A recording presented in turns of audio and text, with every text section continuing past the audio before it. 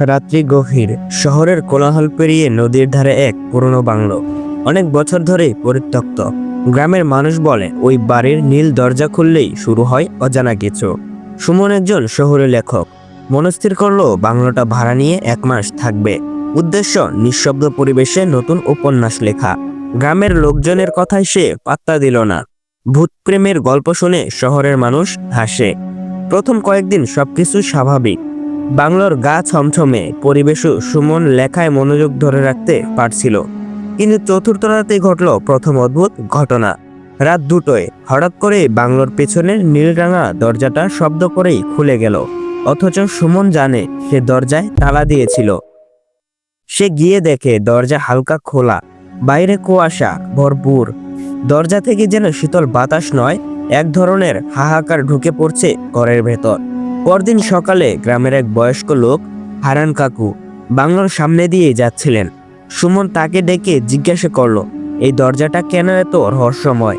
হারান কাকু চোখ ধীরে ধীরে অন্ধকার হয়ে গেল। তিনি ধীরে বলে উঠলেন, ওই দরজার পেছনে ছিল বীণা, আমার ছোট বোন। 25 বছর আগে এক রাতে ওই দরজা দিয়েই বেরিয়ে যায়, তারপর আর ফিরেনি। আমরা শুধু শুনেছিলাম ওর গলার গান, দূর থেকে কান্না মেশানো সুরে।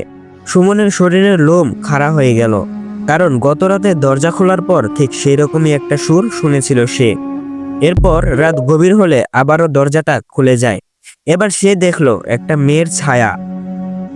মুখ দেখা যায় না, কিন্তু তার শরীর হালকা আলোয় ঝলমল করছে, যেন কুয়াশার গায়ে জড়ানো দুঃখ।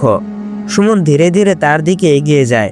হঠাৎ সে বলে ওঠে, বাঁচাও আমাকে, আমি হারিয়ে গেছি। সুমন চিৎকার করে উঠে বসে, স্বপ্ন নাকি সত্যি? কিন্তু ঘরের দরজাটা খোলা, বাইরের কুয়াশা আর দরজার নিচে দিয়ে ঢুকছে সেই ঠান্ডা হাওয়া। পরদিন সকালে সুমন ঠিক করলো ওই রহস্যের শেষ হবে সে বের করেই ছাড়বে। তিন রাত পর এক পূর্ণিমা রাতে সে নীল দরজা পেরিয়ে গেল।